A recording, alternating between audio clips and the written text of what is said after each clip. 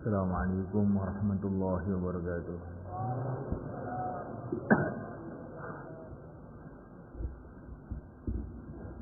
Innal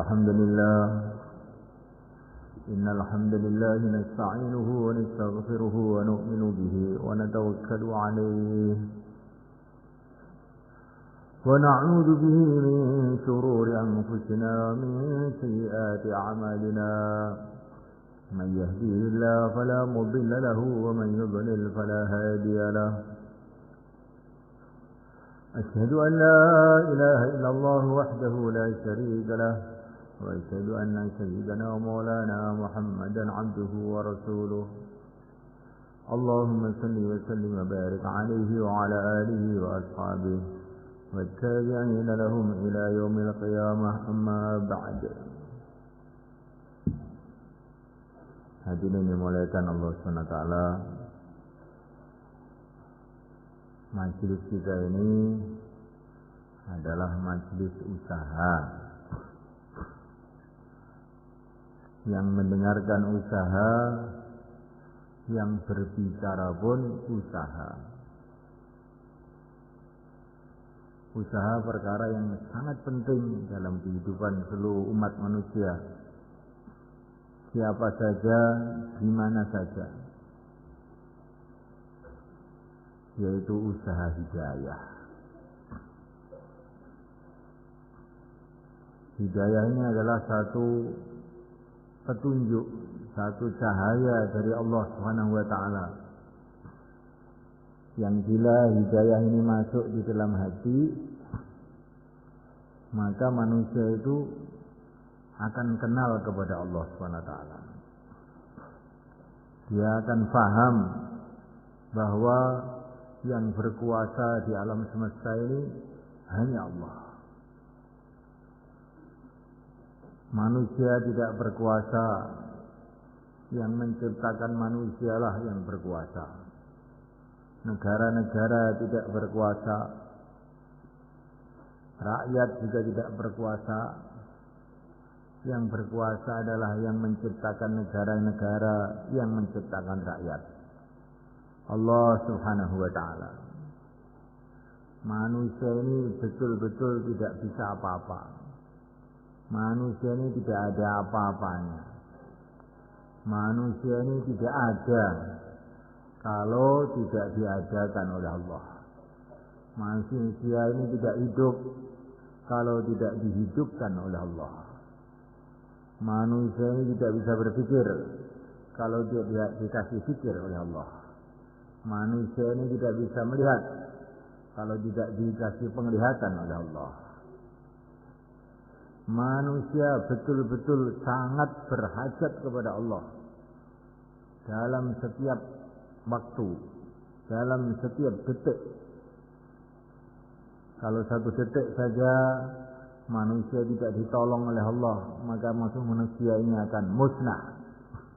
Kalau satu detik saja otak manusia tidak ditolong oleh Allah, maka dia akan menjadi gila. Satu detik saja tidak datang pertolongan Allah kepada telinga, maka telinga itu akan tuli.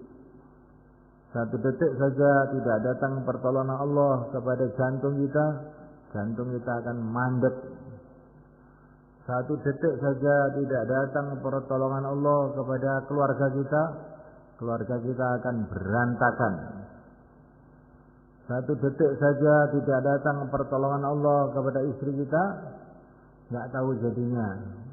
Bisa-bisa lari ke Korea, nggak bisa dicari lagi. Satu detik saja tidak datang pertolongan Allah kepada anak kita, maka anak kita akan teler di pinggir jalan. Satu detik saja tidak datang pertolongan Allah di sawah kita, nggak akan panen. Sudah panen tidak datang pertolongan Allah, nanti panennya tidak akan bermanfaat. Dimakan jadi penyakit, dikasihkan anak jadi nakal, dikasihkan istri jadi rewel, kalau tidak ditolong oleh Allah SWT. Ini kalau hidayah masuk dalam hati orang itu paham begitu. Kalau hidayah belum masuk, perasaannya yang kuasa itu manusia, yang kuasa ini, yang kuasa itu, yang kuasa ini, yang kuasa itu. Sehingga kita ini hidup dalam kebingungan. Tapi kalau hidayah masuk dalam hati, oh, yang berkuasa cuma Allah. La ilaha illallah. Setiap saat ingat kepada Allah. Kalau orang itu belum dapat hidayat, maka dia akan berpikir, bagaimana mungkin orang kok disuruh ingat terus sama Allah itu bagaimana? Apa ya bisa? Tapi kalau sudah hidayah masuk dalam hati, pikiran itu berubah. Orang kok disuruh lupa kepada Allah itu apa ya bisa? Wong tiap detik berhajat kepada Allah. Tiap waktu dilihat oleh Allah, didengar oleh Allah. Makan dari rezeki Allah. Minum dari minuman yang Allah ciptakan. Tinggal di bumi Allah, di bawah kolong langit Allah. Kok suruh lupa kepada Allah itu apa ya bisa? Ini kalau hidayah masuk. Kalau hidayah belum masuk, orang kok suruh ingat terus sama Allah apa ya bisa? Nah. Oh wali ya Pak. Nah. Ini hidayah tidak masuk. Kalau hidayah itu masuk di dalam hati semuanya kan, maka tidak ada yang lebih menggembirakan melebihi mengamalkan perintah Allah. Dan tidak ada yang lebih menyusahkan melebihi maksiat kepada Allah. Orang itu kalau sudah dapat hidayat merasa bahwa maksiat itu lebih bahaya dari segala racun, lebih berbahaya dari segala yang berbahaya. Karena ini bisa mendatangkan murka Allah. Dan kalau hidayah itu masuk dalam hati, orang akan punya keyakinan mengamalkan perintah Allah itulah yang paling menguntungkan, paling menyelamatkan, paling membahagiakan. Itu kalau hidayah masuk di dalam hati. Nah, melainkan Allah Subhanahu wa taala, kalau hidayah itu masuk di dalam hati, orang itu akan paham Allah Maha Kuasa. Allah betul-betul Maha Agung, tidak bisa dibayangkan oleh otak manusia.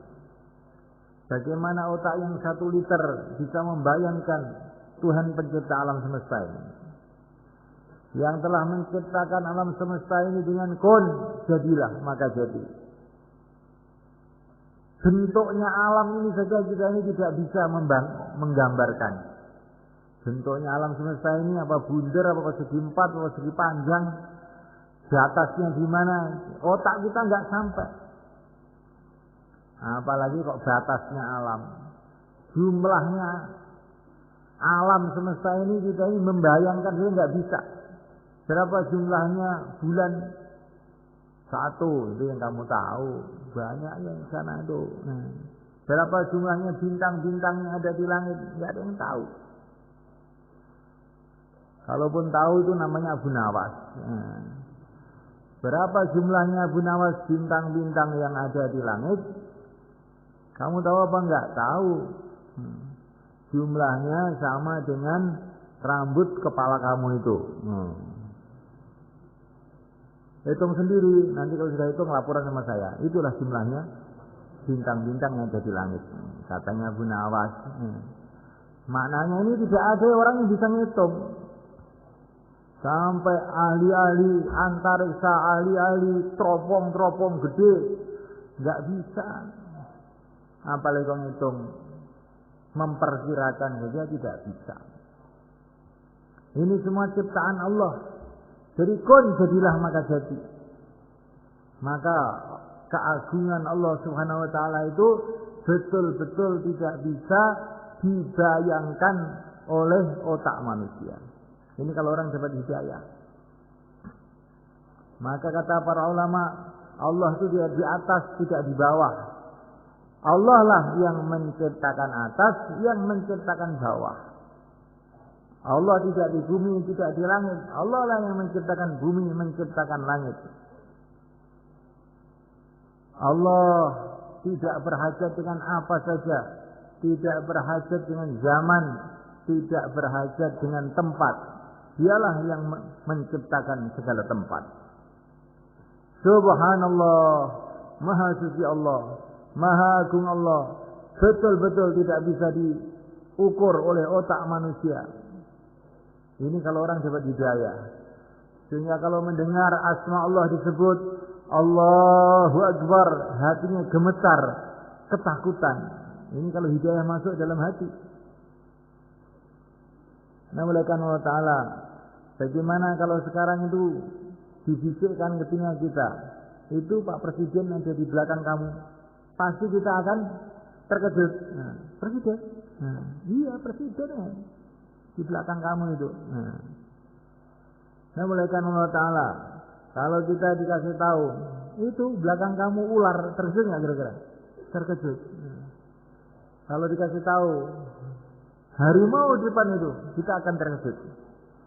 Orang beriman kepada Allah Ta'ala, bagaimana tidak terkejut ketika disebut nama Allah yang menciptakan seluruh makhluk, yang menciptakan seluruh presiden, yang menciptakan seluruh harimau, yang menciptakan seluruh ular, yang menciptakan dunia, yang menciptakan akhirat, yang menciptakan surga, yang menciptakan neraka. Bagaimana dia tidak terkejut? Wa idza dzukirallahu wajilat qulubuhum. Kalau disebut nama Allah, hatinya gemeter. Itulah tandanya orang dalam hati ada hidayah. Nah, mulai kan Allah Subhanahu wa taala, ini hidayah salah satu hasil yang hidayah itu kayak begitu. Setelah kenal dengan keagungan Allah, kalau hidayah ini masuk, mulai kan amal agama itu senang, sudah enggak karuan senangnya. Wa ju'ilat qurratu 'aini fi shalah, kata Nabi, sejuk mataku waktu salat.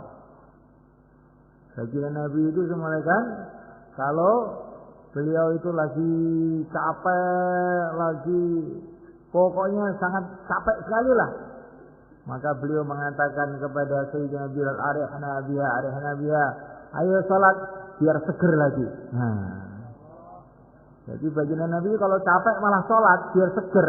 Nah, ini orang yang tahu keagungan Allah Subhanahu wa taala, keagungan agama Allah Subhanahu wa taala.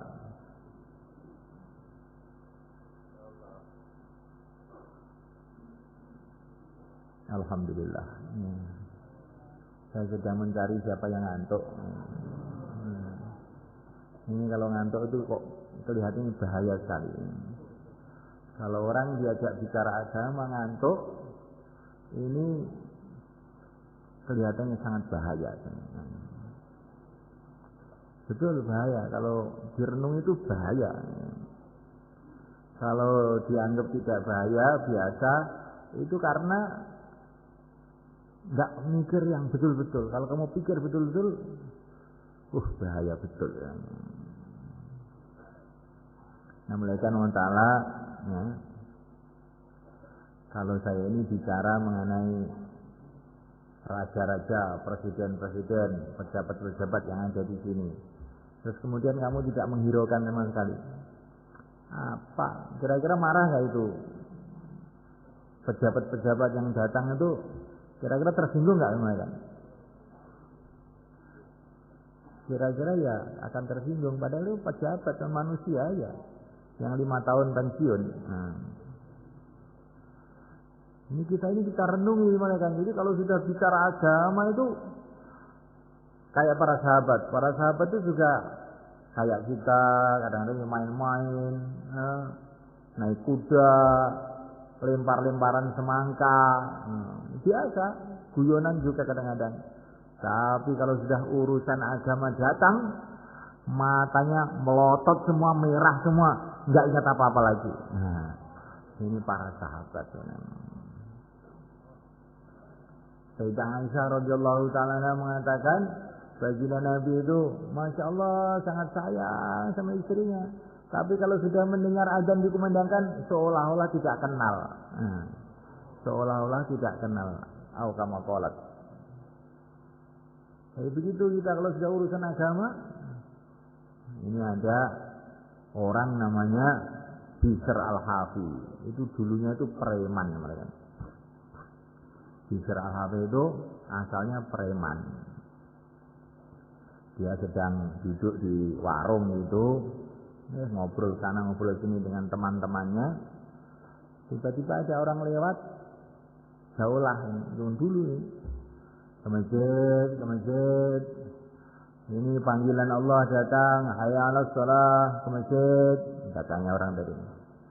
Maka Bishr Al-Hafi ini terkejut, panggilan Allah katanya dia. Saking terkejutnya itu sampai lupa, nggak pakai serandal, lari ke masjid. Langsung jadi wali. Gara-gara tergopoh-gopoh, ada orang mengatakan panggilan Allah ini, masjid.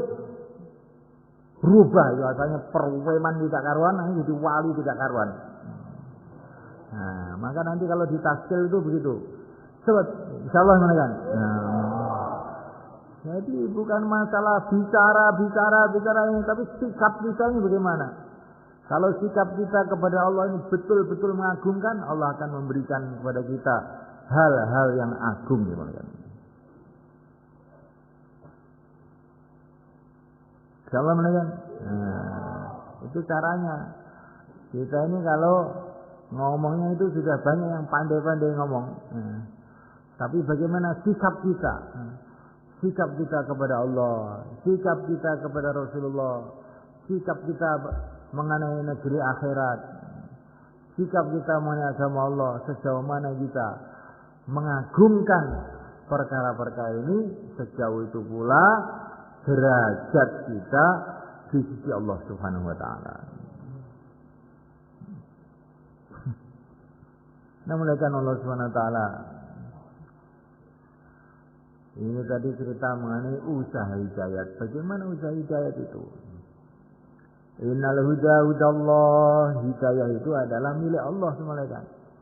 Yang bisa memberikan hidayah itu hanya Allah. Manusia tidak bisa memberikan hidayat.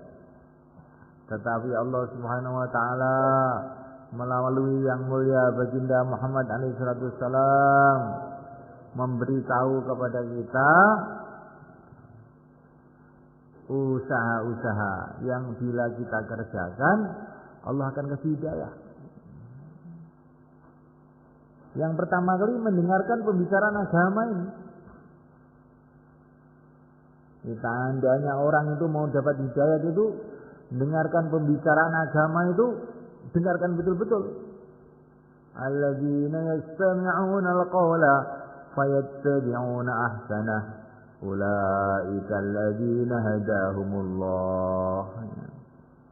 Orang yang mendengarkan betul, yastami' itu mendengarkan sungguh-sungguh. Bukan sekedar dengar, tidak. Yastami' itu betul-betul mendengarkan maknanya itu. Mereka ini adalah orang-orang yang dapat hidayah dari Allah. Nah, kita ini belajar kalau ada pembicaraan mengenai agama, pembicaraan mengenai keagungan Allah, pembicaraan mengenai bagaimana pentingnya taat kepada Allah, kita dengarkan sungguh-sungguh. Assalamualaikum. Kemudian misalnya yang kedua, kita juga harus bicara. Jangan hanya mendengarkan saja, tapi bicara. La yastaqimu imanul mar'i hatta yastaqima lisanuhu wa la yastaqimu imanul mar'i hatta yastaqima qalbuhu wa la yastaqimu qalbuhu hatta yastaqima lisanuhu. Iman orang itu tidak akan lurus, kata Nabi ini, iman orang tidak akan lurus sebelum hatinya lurus. Dan hati tidak akan lurus sebelum lesannya lurus. Maknanya kalau lesan lurus, hati jadi lurus. Kalau hati lurus, iman lurus. Kalau iman lurus, amal jadi lurus. Kalau itu semua lurus, datang pertolongan Allah, datang barokah Allah, datang nusratullah dalam kehidupan kita di dunia ini dan kehidupan di akhirat. Insyaallah kan? Dibiasakan kita ini bicara keagungan Allah SWT. Bangun tidur ketemu istrinya, Assalamualaikum, saya hamba Allah, kamu adalah hamba Allah. Allah yang menciptakan aku dan yang menciptakan kamu. Kita tinggal di bumi Allah, di bawah kolong langit Allah, makan rezeki dari Allah, minum minuman dari Allah. Kita tidak bisa bernafas satu nafas pun tanpa ditolong oleh Allah. La ilaha illallah. Maka kita harus senantiasa taat kepada Allah, tunduk kepada Allah, ingat kepada Allah. Insyaallah ya istriku, insyaallah. Ketemu anaknya, ayah kamu hamba Allah, kamu pun hamba Allah, semua manusia hamba Allah, semua binatang hamba Allah, tinggal di bumi Allah, sebentar lagi akan pergi ke akhirat untuk masuk surga bagi orang yang taat kepada Allah, atau masuk neraka bagi orang yang tidak taat kepada Allah. Maka anakku, jagalah agama karena Allah. La ilaha illallah. Ketemu pelajar, Assalamualaikum, sudah selesai ujian? Alhamdulillah. Kamu ingin ujian kamu ada manfaatnya? Kamu ingin ijazah kamu ada manfaatnya? Loh, ingin. Kalau kamu ingin ijazah kamu ada manfaatnya, maka kamu amal agama dengan baik, yakin kepada Allah, sholat 5 waktu dijaga, ikut taklim di masjid, insya Allah. Nah, kalau kamu tidak mau taat kepada Allah, bisa-bisa ijazah kamu tidak ada manfaatnya. Banyak orang punya ijazah sarjana ekonomi, tapi malah banyak utangnya. Banyak orang tidak punya ijazah, malah banyak duitnya. Yang memberi rezeki Allah, bukan ijazah yang memberi rezeki. La ilaha illallah. Ketemu pejabat, Pak Lurah, Pak Camat, Assalamualaikum. Waalaikumsalam. Maaf ini Pak ya, ini belajar bicara agama, jangan Bapak tersinggung. Nah, ini belajar kok Pak, ini belajar ngomong, tapi ngomong yang baik. Ya, silakan ngomong apa kamu? Saya ingin melihat Bapak jadi raja di surga Allah. Jabatannya tidak akan lepas selama-lamanya. Maka Bapak ikut bareng-bareng program di masjid bersama teman-teman masjid. Bagaimana Pak? Insyaallah. Ketemu petani, Assalamualaikum warahmatullahi. Pak, ingin enggak sawahnya selamat panen, terus rezekinya barokah, anaknya baik-baik, istrinya taat, pergi ke Mekah, ke Madinah. Nah, mau apa enggak Pak? Mau. Maka dari itu Bapak sama-sama dengan kita menghidupkan amal masjid. Dalam satu hadis, kalau orang itu menghidupkan amal masjid, maka nanti rezekinya barokah. Assalamualaikum warahmatullahi. Ketemu siapa lagi? Ketemu orang tua, Assalamualaikum warahmatullahi. Mbah, kelihatannya di dunia sudah tidak lama. Nah, mau apa lagi? Nah, dunia itu kan begini saja. Katanya Pak Kiai, siapa yang sudah kawin berarti sudah tahu dunia dengan segala isinya. Tinggal akhirat saja yang belum tahu. Maka kita ke masjid untuk belajar akhirat, Mbah. Assalamualaikum warahmatullahi. Kira-kira bicara begitu bisa enggak? Nah, setiap ketemu orang bicara agama. Ini supaya Agama itu masuk dalam hati itu kuncinya di mulut ini. Kalau mulutnya tiap hari cuma bicara sawah, ladang, rabuk, maksul, meluku, garu, nah, wedang kopi, wedang teh, wis ngono kuwi terus. Nanti yang dalam hati kita ini adanya wedang kopi, wedang teh, sawah, meluku, garu itu. Apa yang kita bicarakan itu akan masuk dalam hati. Kuncinya hati itu mulut. Ini hadis ini. Jangan mengatakan alah ngomong tok tapi tidak diamalkan. Loh, jangan begitu. Ngomong dulu, lama-lama amal. Ngomong aja dulu, lama-lama amal. Orang mau kawin tuh ngomong aja, lama-lama kawin betul. Jual beli itu ngomong aja, lama-lama jual beli betul. Jadi ngomong itu penting. Maka ngomonglah yang baik. Ngomong yang baik itu apa? Ngomong mengenai keagungan Allah, bicara mengenai akhirat, bicara agama ini penting, sangat penting, melebihi yang penting. Ini termasuk usaha hidayah yang penting nih.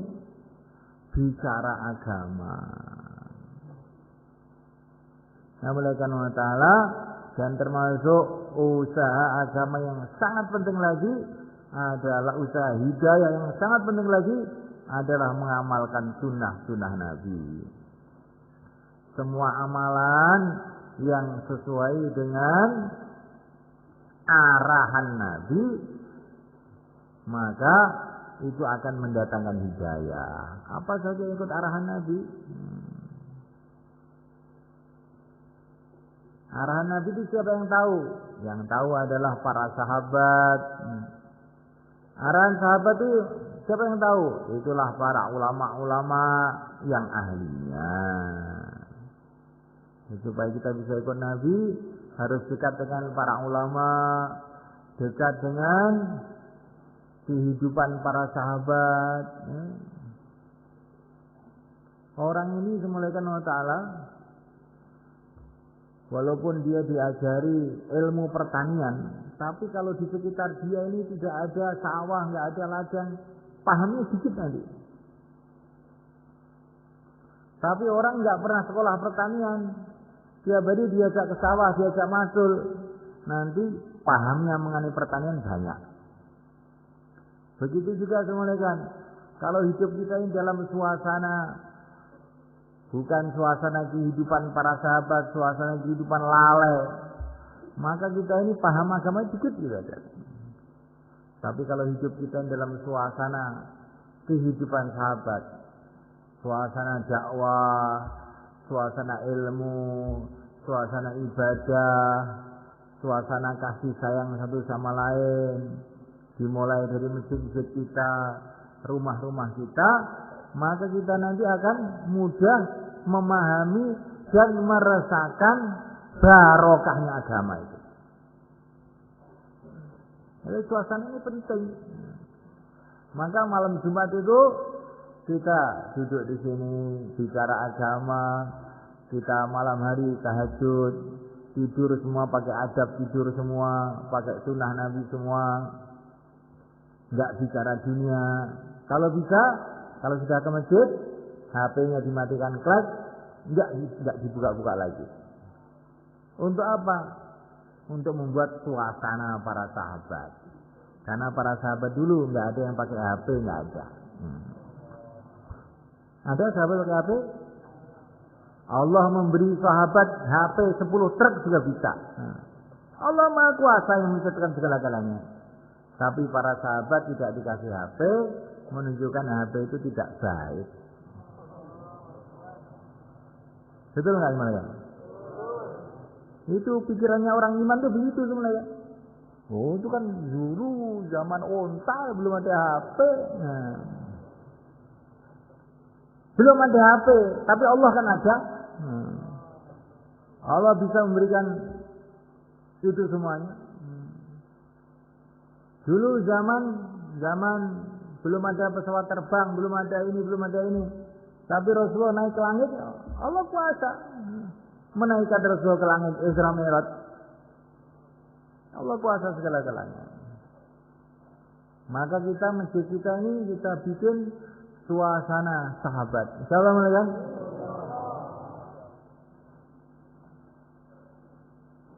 Habis sholat tasbih. Ini masuk sunnah ini para sahabat dulu. Subhanallah, subhanallah, subhanallah. Habis sholat tak. Oh boy. Bagaimana iman bisa naik gitu? Itu suasana Eropa, suasana orang lalai kamu bawa ke masjid. Ini tidak mengharamkan loh teman-teman kan? Tapi itu sangat tidak baik bagi orang yang ingin imannya itu meningkat.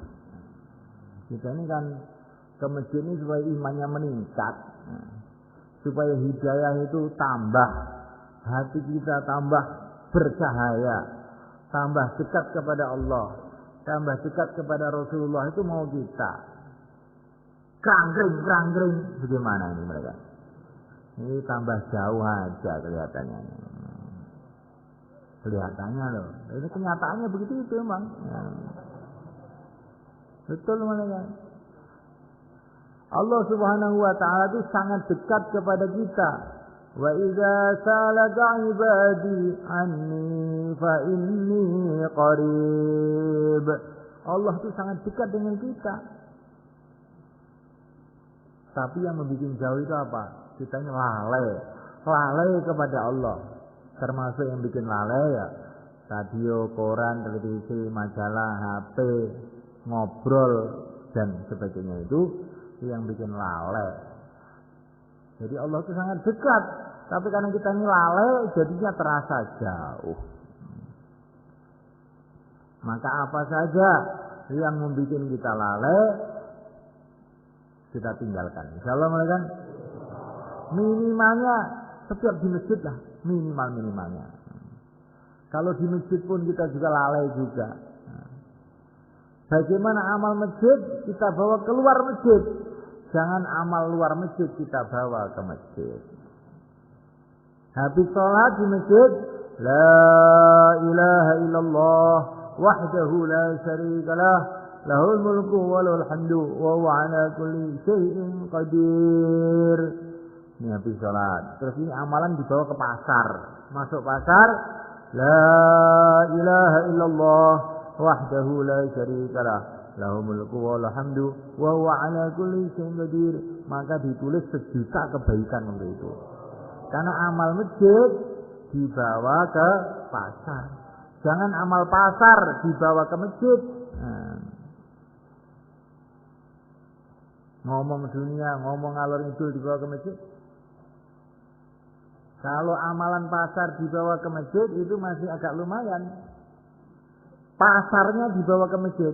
Nah, bagaimana pasar dibawa ke masjid? Ya itu kalau kita bawa HP itu pasarnya bawa ke masjid. Wong di sini bisa jual beli, bisa apa-apa. Itu pasar kecil ya HP itu. Ini kok bayan kok menjelek-jelekan HP itu bagaimana? Nah, ini bukan menjelek-jelekan. Nah, ini ngomong apa adanya aja. Nah, yang bicara dengan yang mendengarkan kan sama saja sebenarnya. Kita ini ingin selamat. Bagaimana hidup itu tambah hari tambah dekat pada Allah, sholat tambah khusyuk, zikir tambah nikmat, dakwah tambah tenanan. Ya. Nah, ini maka hal-hal yang bikin kita ini kurang tenanan, kurang sungguh-sungguh, itu kita tinggalkan bertahap-tahap. Minimal malam Jumat ini. Assalamualaikum. Nanti malam Jumat tinggalkan, tiap 2,5 jam ditinggalkan, urusan-urusan yang membuat hati kita kotor kita tinggalkan, tiap 3 hari kita tinggalkan, waktu keluar 40 hari kita tinggalkan, lama-lama hidup kita ini 24 jam taat pada Allah, tunduk pada Allah, ingat pada Allah. Itulah kehidupan para nabi, kehidupan para wali semuanya. Assalamualaikum. Masya Allah, itu yang nikmat betul. Itu perkara-perkara begitu, kan, seperti penyakit gatal.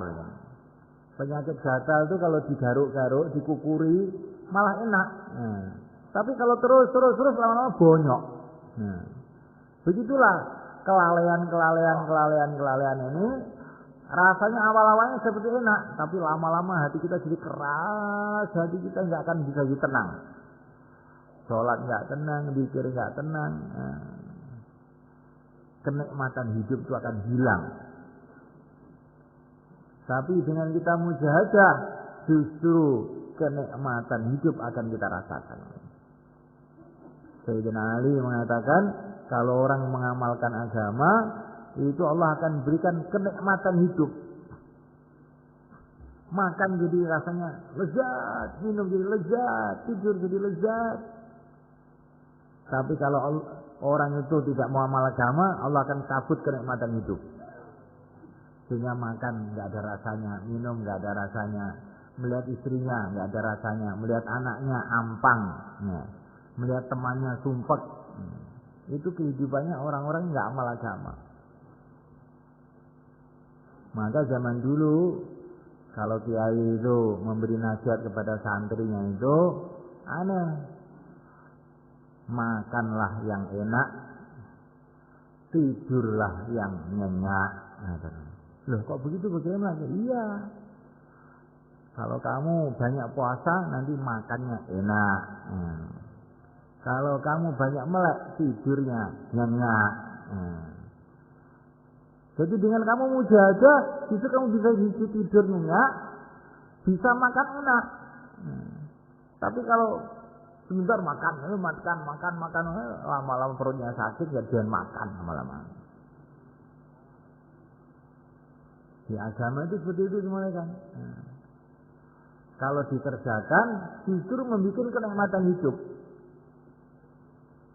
Orang di rumah saja, lama-lama bosan mana. Keluarlah 4 bulan gitu.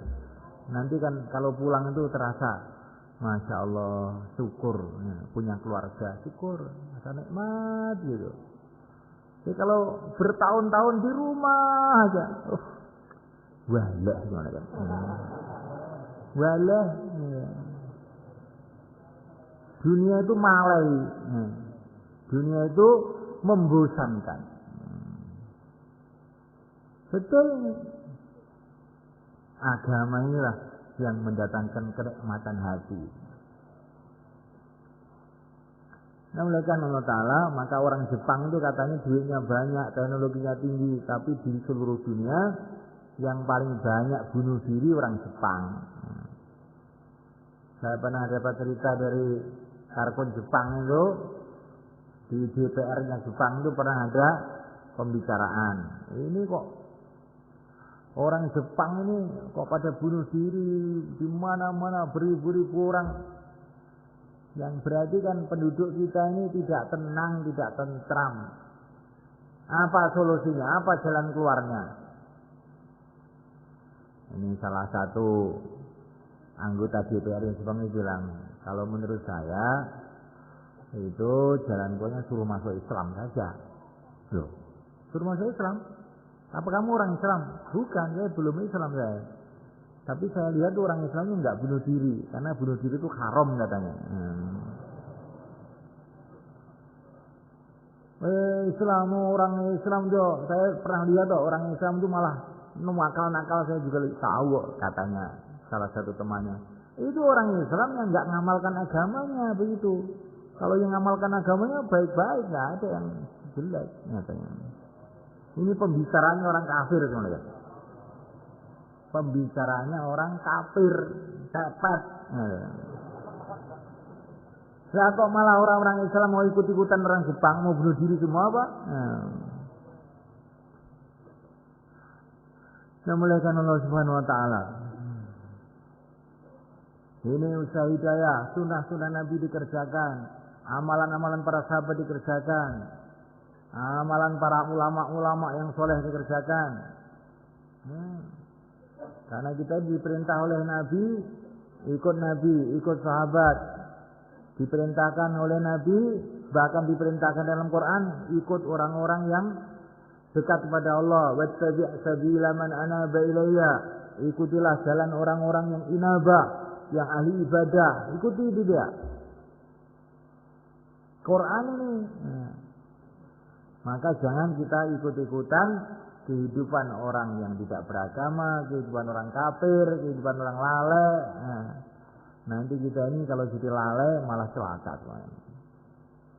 Sak untung-untungnya wong lali, diuntung wong eling, jarene Sunan Kalijaga. Sak untung-untungnya wong lali, diuntung wong sing eling. Nah, mereka Allah Ta'ala, dan di antara usaha hidayah adalah doa. Sebaik-baiknya doa dalam sholat. Ihdinas siratal mustaqim. Ya Allah, berikanlah hidayah kepada kita semua jalan yang lurus. Paling sedikit dari semalam 17 kali. Doa untuk diri kita dan doa untuk umat. Ihdinas. Ya Allah, tunjukilah kita semua, ya Allah, jalan yang lurus. Siratal ladzina an'amta 'alaihim. Jalannya orang-orang yang telah Engkau beri nikmat. Maksudnya para nabi, para siddiqin, para syuhada, para sholihin. Para nabi. Jadi kita ini doa tiap sholat supaya hidup kita itu mengikuti jalan hidupnya para nabi. Di antara ciri khas kehidupan para nabi, tiap hari mikir umat. Tiap saat mikir umat. Ummati. Wasiddiqin. Jalannya orang-orang siddiqin. Orang-orang yang betul-betul mantap imannya itu. Seperti Sayyidina Abu Bakar As-Siddiq radhiyallahu ta'ala. Bukan iman tapi oglek-oglek. Bingungan. Ada masa sedikit sudah bingung. Ini bukan siddiq namanya.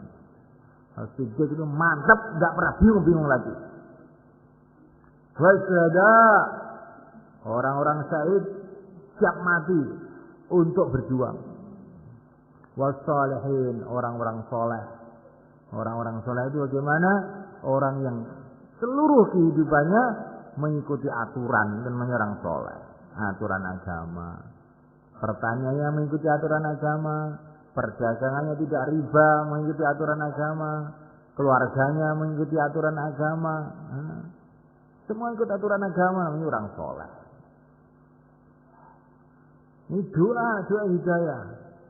Jadi seumpama kita ini sholat itu kita rasakan betul. Ya Allah, ihdinas siratal mustaqim. Ya Allah, tunjukkan kami jalan yang lurus, jalannya para nabi. Insya Allah habis sholat itu dakwahnya meningkat. Habis sholat amalannya akan meningkat. Maka itulah dikatakan inna sholata tanha 'anil fahsya'i wal munkar. Sholat itu akan menjauhkan kita dari yang jelek-jelek semuanya. Cuman masalah kita sekarang ini sholat itu lalai. Qad qamatis shalah. Apa lagi? Ngerti-ngerti salam, orang ngerti rakaat, orang ngerti wacane. Maka bagaimana sholat seperti ini akan merubah kehidupan kita? Ihdinas siratal mustaqim. Betul kita rasakan kehidupan para nabi, para rasul, kehidupan Rasulullah, kehidupan para sahabat, kehidupan para wali-wali Allah. Ya Allah, tolonglah saya, berikanlah hidayah saya, sehingga saya itu hidup mengikuti jalan hidup mereka, ya Allah. Nah, dalam hati begitu, jangan bahasa Indonesia, nggak boleh. Nah, dalam sholat itu rasakan begitu. Ihdinas siratal mustaqim. Nanti dalam sholat sunnah diulang-ulang sampai terasa. Ihdinas siratal mustaqim. Ihdinas siratal mustaqim. 1000 kali. Sampai terasa. Kadang-kadang Rasulullah SAW itu dalam sholat sunnah satu ayat itu diulang-ulang berkali-kali. Kadang-kadang sampai semalam suntuk. In tu'azibhum fa innahum ibaduk wa in taghfir lahum fa innaka antal azizul hakim. Diulang-ulang dalam sholat Nabi itu sampai semalam suntuk. Sambil nangis. Nah kita tahu begitu. Nanti malam tahajud, ihdinas siratal mustaqim, ihdinas siratal mustaqim, ihdinas siratal mustaqim, siratal ladzina an'amta 'alaihim ghairil maghdubi 'alaihim waladdallin. Ihdinas siratal mustaqim, ihdinas siratal mustaqim. Diulang-ulang sampai terasa. Kalau belum terasa jangan berhenti. Nanti lama-lama terus terasa terus. Tapi kalau kita ini biasa lalai, ya jadi ndablek terus. Kalau tanah sudah kulino ndablek, akhirnya ya terus ndablek terus. 60 tahun kita sholat nggak pernah ingat. Ngerti ini? Cuman waktu nyata usolli pada duhri Allah Akbar. Itu betul jaringannya. Ngerti-ngerti salam, ngerti-ngerti salam. Nah ini kemuliaan Allah Ta'ala kita latih juga. Ini doa yang terbesar. Ini doa yang terbesar. Yaitu doa hidayah. Doa yang lain-lain juga bagus kita ucapkan. Tapi doa yang terbesar ini jangan sampai kita lupa atau lalai. Innallaha la yaqbalu du'a min qalbin ghafil. Dalam satu hadis dikatakan Allah tidak akan menerima doa dari hati yang lalai. Hati yang lalai doanya enggak makbul. Namanya Allah Ta'ala dan diantara asbab hidayah yang penting namanya adalah taklim. Karena taklim itu berarti kita ini dinasihati oleh langsung pencipta alam semesta, dinasihati oleh Nabi, dinasihati oleh para sahabat, dinasihati oleh para ulama. Maka taklim ini perlu kita baca di rumah kita, di masjid kita. Insyaallah mereka. Dan di antara asbab hidayah yang penting mereka adalah zikrullah wa yahdi ilaihi man anab alladzina amanu wa tatma'innu qulubuhum li dzikrillah ala bi dzikrillah tatma'innul qulub. Allah akan memberikan hidayah pada orang ahli zikir mereka. Ahli zikir itu penting. Dimulai zikir pagi petang. Habis subuh itu istighfar 100, astagfirullah, astagfirullah. Salawat 100, Allahumma salli wa sallim ala Sayyidina Muhammad 100. Ini zikir yang diajarkan saya lihat ini untuk semua orang yang mau mikir dakwah ini. Ini kalau orang itu istiqomah zikir ini, insya Allah dia akan mudah istiqomah dakwah. Ini amal yang saya lihat semua kan. Nah, ada hadis semua sebetulnya. Tapi saya lihat yang menguatkan itu. Terus tasbihat. Tasbihat itu dibaca subhanallah, alhamdulillah, wa la ilaha illallah, Allahu akbar. Bagus. Kalau terlalu panjang dibaca satu-satu juga boleh. Subhanallah, subhanallah, subhanallah. Maha suci Allah, maha agung Allah, maha hebat Allah, subhanallah, subhanallah. Terus nanti alhamdulillah, alhamdulillah, alhamdulillah. Dengan senang alhamdulillah. Alhamdulillah itu maknanya ya Allah jadikan segala sesuatu baik untuk saya sehingga saya bisa mengucapkan alhamdulillah. Alhamdulillah itu doa komplit itu sebetulnya. Ya Allah jadikan segala sesuatu baik untuk saya sehingga saya bisa mengucapkan alhamdulillah. Begitu kata para ulama. Maka Nabi mengatakan alhamdulillah sebaik-baiknya doa. Allahu Akbar 100. La ilaha illallah, la ilaha illallah 100. La haula wala quwata illa billah 100. Namanya Allah Ta'ala. Orang itu kalau lemes-lemes, lagi loyo, ibadah loyo, apa-apa loyo, 2,5 jam loyo, itu obatnya adalah perbanyak la haula wala quwata illa billah. Ini tahu tuh jadi ringan. Diceritakan dalam satu riwayat, malaikat-malaikat yang bagian mikul aras itu gedenya enggak karuan ini kan. 7 petala langit, 7 petala bumi dibandingkan aras itu kecil gitu malaikat. Suruh mikul oleh malaikat 8. Nah, 4, malaikat 4. Nanti pada hari kiamat 8. Suruh mikul malaikat 4. Maka malaikat itu Masya Allah sekian besarnya suruh mikul, bagaimana mikulnya? Maka Allah berfirman, baca, la haula wala quwwata illa billah, la haula wala quwwata illa billah. Diangkat, loh, kok enteng? Nah, kok enteng? Nah. Orang kalau banyak baca la haula, maka mengamalkan perintah Allah itu jadi enteng. Insyaallah kan? Ini termasuk setrum gede ini mulai kan ini. Zikir pagi petang itu jangan dibiarkan ditinggalkan. Itu belum cukup, nanti malam hari jam 3 malam perbanyak lagi. Istighfarnya, selawatnya, tasbihannya diulang-ulang 1000 kali, 1000 kali, 1000 kali. Ini insyaallah rohani kita akan meningkat mulai. Akan meningkat. Karena ini orang yang ahli zikir itu orang hidup yang bisa gerak, yang biasanya kan orang hidup, kalau orang mati nggak bisa. Kalau orang itu nggak ahli zikir, akhirnya orang mati lemes, nggak kuat apa-apa dan mudah terpengaruh. Jadi jenazah itu kan orang mati dipikul kemana-mana, diam aja. Nah orang kalau nggak ahli zikir begitu, ikut-ikutan. Oh ini bertalim akhir, rum, ikut pulang. Ini bukan ahli zikir. Kalau ahli zikir enggak. Subhanallah, subhanallah, subhanallah. Elu-elunan. Ana yang mulai, malah mulai. Ana yang warung, malah nang warung. Ana yang turu, malah turu. Ana yang melek, turu terus.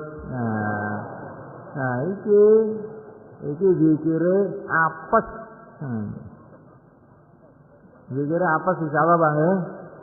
Ini kok zikire dikuat nih. Paling sedikit malam Jumat niku lah. Ini malam Jumat jempung zikir, nangis nang Gusti Allah. Aja oglak-oglak elu-eluan wong kuburan iki kejak kok kaya ngono ki piye. Niki mboten nyenani lho ani. Niki panjenengan kula nek ngomong ngeten iki, gawan bayi iki. Sampai nek kula ngomong sing kasar, sampean mboten sanes suwi panjenengan wis ngono kuwi unine, ben ya iki. Senai wei banyak unine yang ngono kuwi. Nah. Konjenengan dipun uraikan, ini zikrullah itu perkara yang sangat penting diuraikan. Tanpa zikrullah kita tidak akan bisa amal dengan sebaik-baiknya. Amal apa saja tanpa zikir bukan amal, itu gerakan-gerakan kosong. Amal apa saja. Kemudian mulaikan wa ta'ala di antara akidah yang penting adalah akhlak yang baik kepada seluruh umat Islam. Kita mesti punya akhlak yang baik. Karena kalau orang itu akhlaknya baik, doa-doanya diterima oleh Allah. Ini kata Nabi ini. Kalau doa-doanya diterima oleh Allah, akhirnya sukseslah dakwah kita, ngaji kita, ibadah kita jadi sukses. Tapi kalau doa kita nggak diterima bagaimana? Dakwahnya kandas, ngajinya kandas, 10 tahun suruh ngapalkan orang nggak apal-apal. Karena apa ini akhlaknya buruk. Termasuk akhlak buruk, waktu bayan tidur itu akhlak buruk. Itu katanya orang-orang tua begitu. Kalau katanya orang muda nggak tahu. Ya orang itu kalau akhlaknya buruk, doanya nggak makbul. Kalau nggak makbul nanti apa-apa kandas.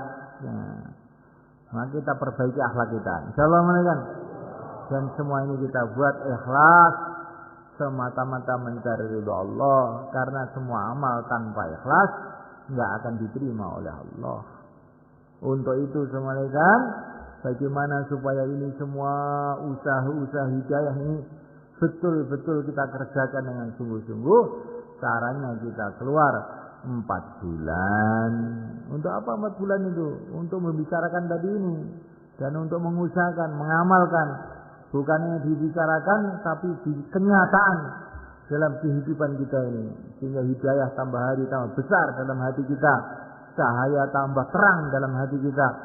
Sehingga kita di dunia, ini para sahabat itu kan tingkatannya itu diceritakan dalam beberapa riwayat. Para sahabat di dunia seolah-olah melihat akhirat kita. Anas radhiyallahu ta'ala, Nadir radhiyallahu ta'ala anhu. Beliau mengatakan, sungguh aku telah membau-bau surga di dekat gunung Uhud.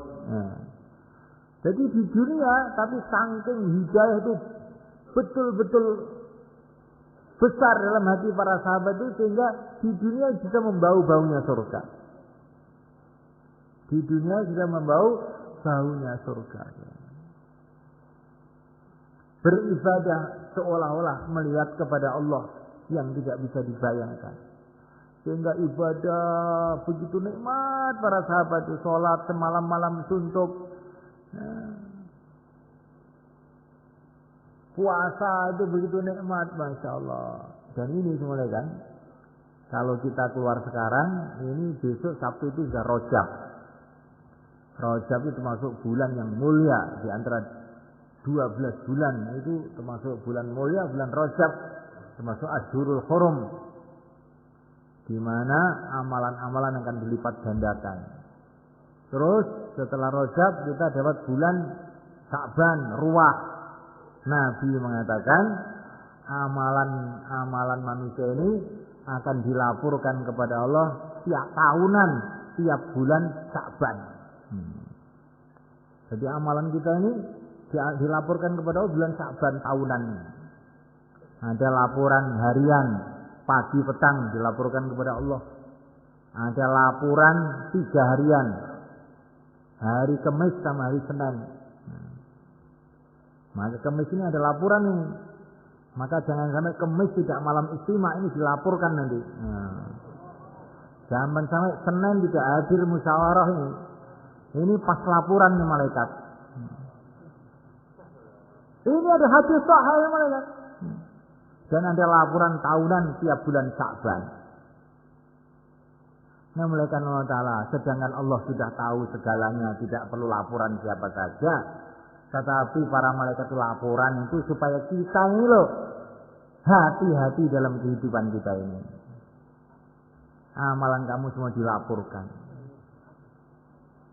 Nah, malaikat Allah Ta'ala, nanti kalau kita keluar sekarang dapat Rajab bulan mulia, dapat Sa'ban bulan mulia, dapat Ramadan bulan mulia, dapat Syawal ini hari raya. Kalau hari raya di rumah, 1 hari raya. Di jalan Allah 700.000 hari raya pahalanya. Masya Allah.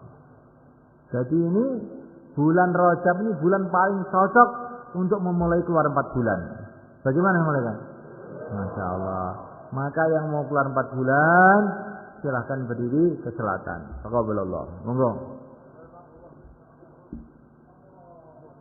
Monggo. Monggo, betul. Bismillah. Yang niatnya 40 hari sekarang dirubah jadi 4 bulan, insya Allah.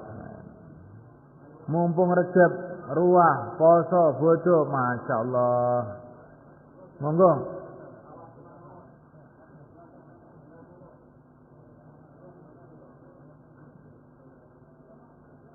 Walaupun hatinya belum niat, berdiri aja semuanya kan. Sambil jalan nanti niat. Nah, berdiri aja, bismillah, udah. Berdiri aja, sambil niat jalan.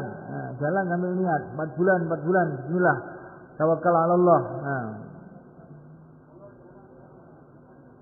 Monggo.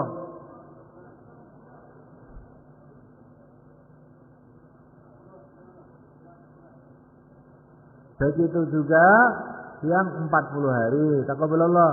Bismillah. Kalau 40 hari ini semua aja, enggak apa-apa. Bismillah. Monggo. Monggo ndang mangkat saiki mawon ndang mulai. Monggo. Ndang mangkat saiki mawon. Bismillah. 4 bulan, 40 hari. 4 bulan, 40 hari. Berdiri. Nah, insyaallah. Taqabbalallah.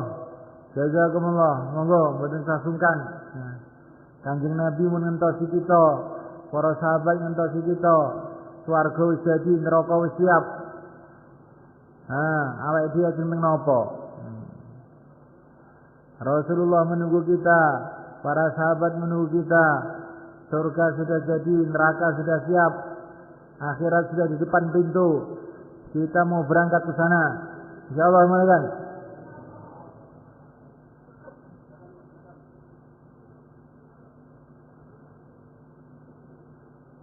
Tambah masa, sisa masa, silakan melihat. Yang mau keluar besok berapa hari saja silakan berdiri ke selatan.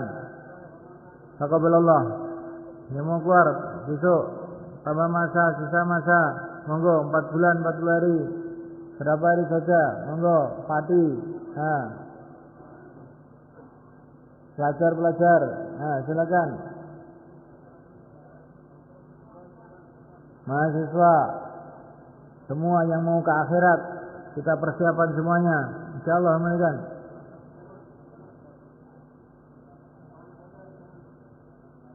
Insyaallah sedaya nggih. Lajeng mengke tanggal 13 Juni Jur Temboro. Tanggal 22 Juni Istimak Jawa Timur. Bon kantun sampean milih mawon napa 13 Juni napa 22 Juni mangkate. Insyaallah Bang nggih. Sampeyan kabari anak sampean, istri sampean, kanca-kanca sedaya, sedaya umat Islam, diatur rawuh mungkin mriki tanggal 13 Juni utawi tanggal 21. Ayo mikirne ben umat Islam iki balik mulya malih kados rumiyin-rumiyine. Insyaallah Bang nggih.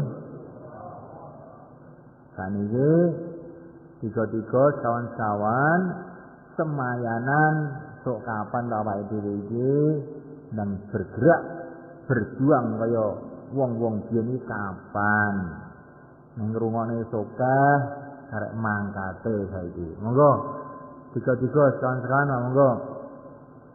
Tiga-tiga kawan-kawan. Semayanan nggih. Sing napa nek sing medal. Monggo.